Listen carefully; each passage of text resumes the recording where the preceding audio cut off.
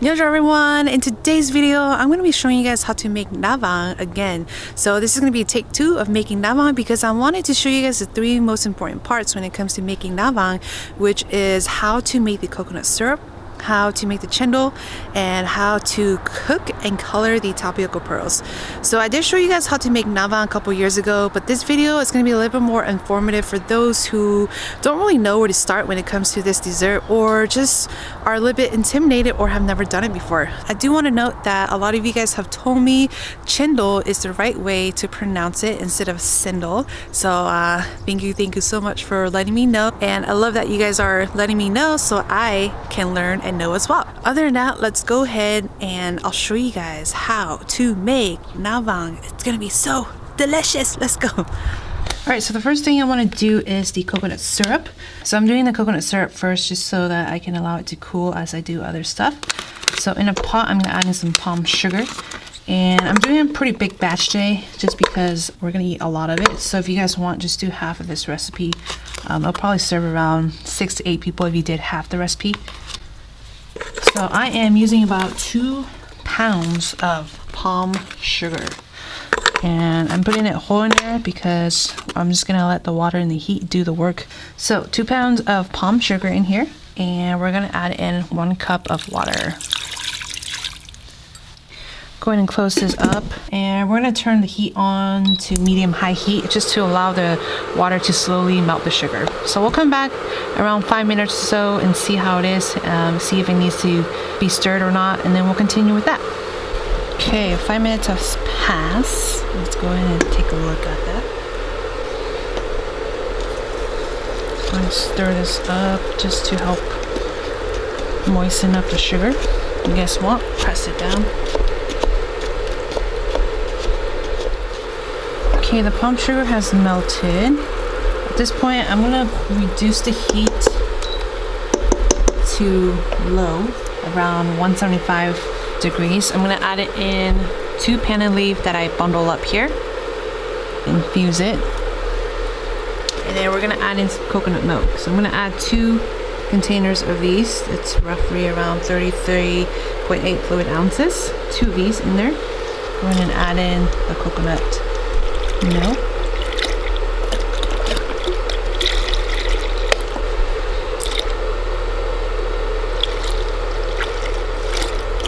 And we're gonna add in some salt just to balance out that sweetness. Go ahead and stir this up. Okay, so at this point, we're just gonna let the pandan leaf steep in there and release its flavor for a good 5 to 8 minutes. Temperature wise, it should not be above 200. Leave it at around 170 to allow the pandan leaf just to steep. If you put it up too high, the heat, and it starts boiling, the coconut milk will separate. I'm just letting it cook under low heat to allow the pandan leaf to extract its flavor into the syrup. So yes, we're gonna let this just sit here for a good 8 to 10 minutes, and then we'll take it off the heat after that. Okay, so this has been steeping for a good 8 minutes. I'm gonna turn off the heat and put the lid on it, and just leave the pandan in here until we're ready to serve it. So we're gonna let the coconut syrup cool down while we do our other ingredients. Next thing we want to make is the chendol. So in a pot here, I am going to be adding some rice flour. I have some mung bean starch here. And this recipe is pretty much the same recipe as the chendol recipe that I showed you guys previously. Go ahead and add in some sugar and a little bit of salt. And then in here I have some pandan water, roughly around 6.5 cups of pandan water. All I did was chopped up some fresh pandan leaf, put it in my blender, and added 6.5 cups of water until the pandan leaves are nice and blended. Put it through a strainer, squeeze out any of the excess pandan water out, and then this is what you get, pandan water. Go ahead and pour this into the dry.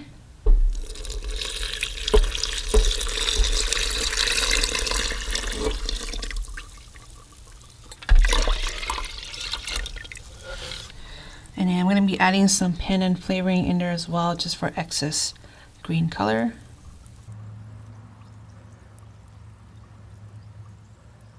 Go ahead and whisk this up. Okay, whisk until there's no more lumps, and then we can go ahead and start cooking it.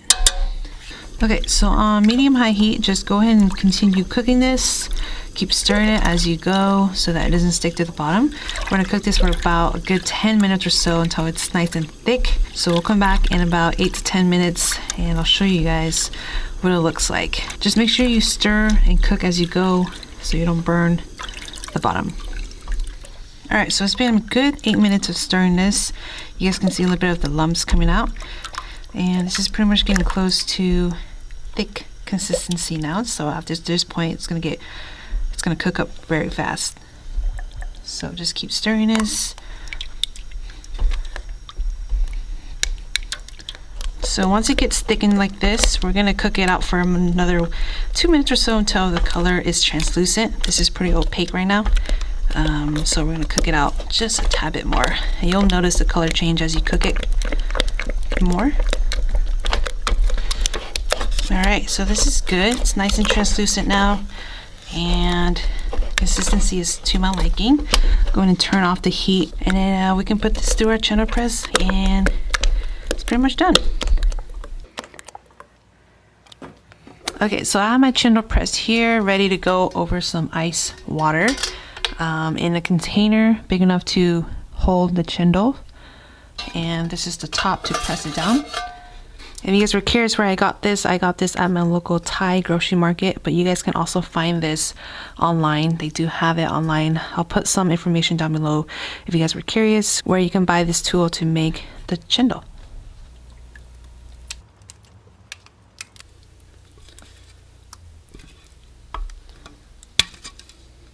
And we're gonna go ahead and press this down. So the longer you guys press, the longer the chendol will be. The shorter you press, the shorter the chendol will be as well. We're just gonna go ahead and press this down until all the batter is used up.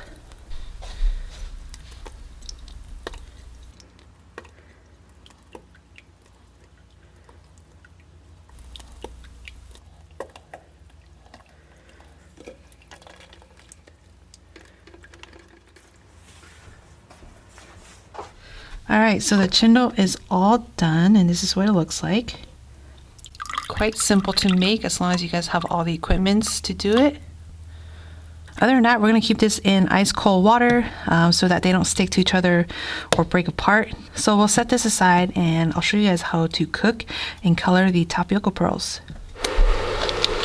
All right, so the next thing we wanna do is cook our tapioca pearls. I have about 3 quarts of water here that's boiling. I'm gonna use a whole bag of tapioca pearls here, which weighs 14 ounces here.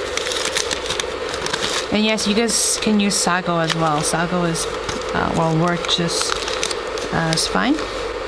So I'm gonna use a whole bag, drop it into the hot boiling water, and then immediately stir it.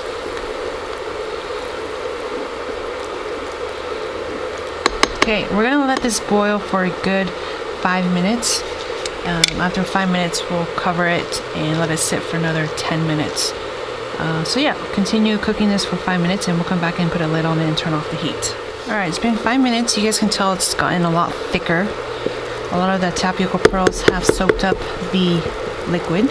I'm gonna turn off the heat. We're gonna place the lid over it and we'll let this sit for a good 10 to 15 minutes to allow the tapioca pearls to soak up all of that moisture, and then after that we'll strain it and rinse it with cold water.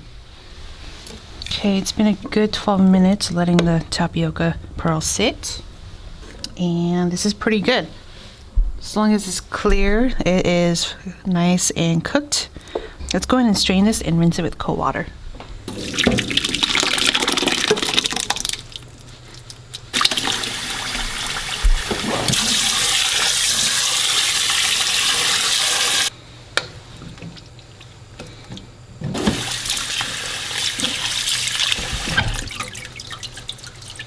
So this is my favorite way of cooking tapioca pearls. This is what they should look like. They should be nice and clear.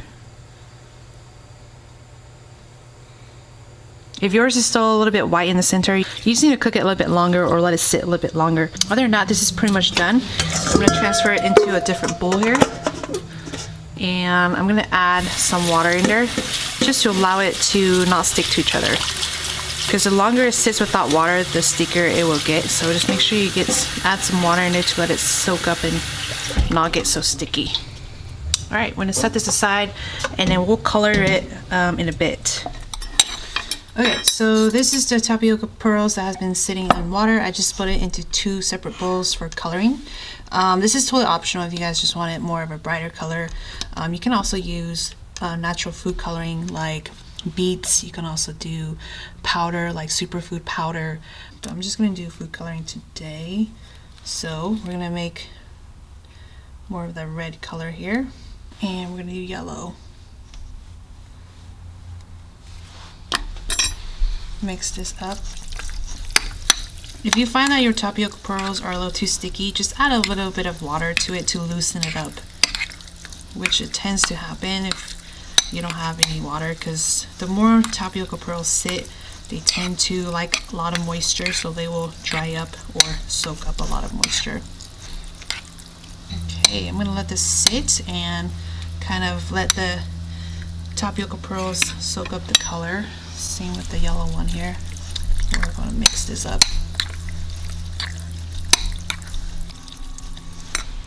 That looks too yellow. I kind of want an orange. I'm going to add a little bit of red to it.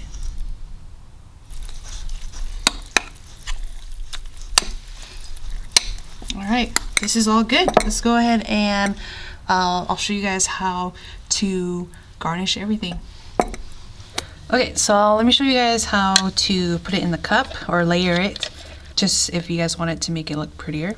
Let's go ahead and add in the chendol,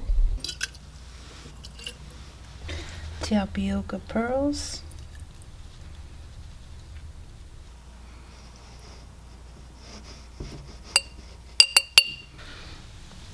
red one,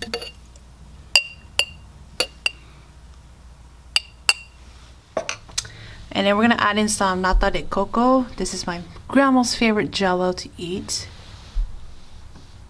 So at this point, you guys can add other toppings that you enjoy. I'll put a list down below for you guys if you guys were curious. I'll also put links down below to all the Naab Vaam toppings that you guys can use and all the videos that I have recorded for like the toppings. I have some jackfruit and some palm seeds here that has been in syrup. My mom likes to have these in there. I'm gonna add just a few. And this is totally optional, but it's up to you guys. I'm adding some sweet red beans here. My mom loves the sweetened red beans, so I'm gonna add some in there for her. And then I also made some water chestnut rubies. I also have a recipe for this. I'll put the link down below if you guys were curious how I made this, but I made them purple. Go ahead and add some of that in there. Alright, I'm going to add some ice because we like it cold. Alright, the last thing is the coconut syrup that we made. Just go ahead and top it to the very top here. And this is pretty much it. Just stir it and then you guys can enjoy it as is.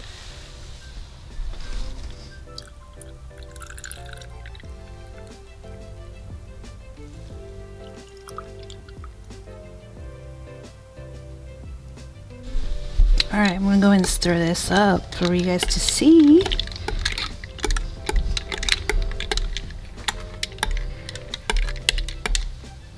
Oh my gosh, it looks so good. This is it. So I hope you guys found that informative and I hope you guys can give this a try. But look at that, it looks so good. Oh my gosh. Yum. Alright, so I show you guys how to put it in cups and make it all pretty.